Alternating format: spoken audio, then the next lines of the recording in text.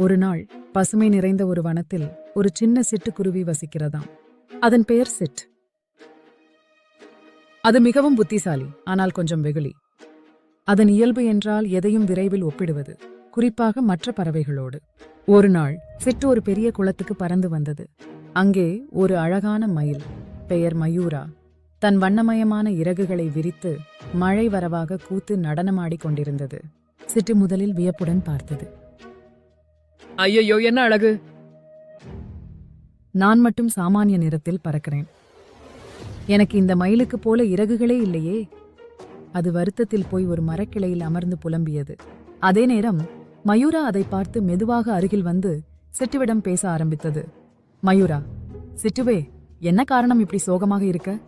சிட்டு, நான் ஒவ்வொரு நாளும் உங்களை பார்ப்பேன். நீங்க நிறமா அழகா நடனமாடுறீங்க. என்னோட சாதாரண நிறத்தோட என்ன கொஞ்சம் பாழா இருப்பா போல இருக்கு. மயூரா மெதுவாக சிரித்தது. சொல்லேன் சிட்டுவே, இவ்வுலகத்துல ஒவ்வொருவருக்கும் ஒரு அரிய வரம் இருக்கு. நீ பறக்கிற, பாடுற, வானத்துல எப்போதும் சுதந்திரமா பறக்கிற. நான் மட்டும் ஏதாவது பயப்படுறேன். பறக்க முடியாது. ஒரு இடத்துல தான் இருக்கணும்.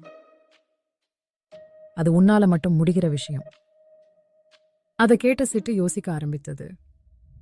அடுத்த சில நாட்களில் சிட்டு மயூராவுக்கு வானத்தை பற்றியும் மேகங்களைப் பற்றியும் பல நாடுகளைப் பற்றியும் பாடல்கள் மூலம் சொல்ல ஆரம்பித்தது.